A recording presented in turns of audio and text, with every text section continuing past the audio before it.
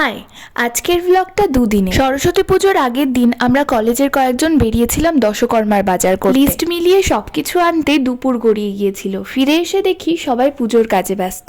দেবীর মণ্ডপটা তৈরি হবে ছাউনি দেওয়া কুটিরের আদলে, তারই প্রস্তুতি পর্ব চলছে। পরের দিন সকাল সকাল রেডি হয়ে পৌঁছে গিয়েছিলাম কলেজে, আর এই হলো আমাদের পুরো সাজানোটা। এদিকে তো আমরা সবাই মিলে বসে পুজোর কাজ করছিলাম, আমরা এদিকে ফল কাটছিলাম।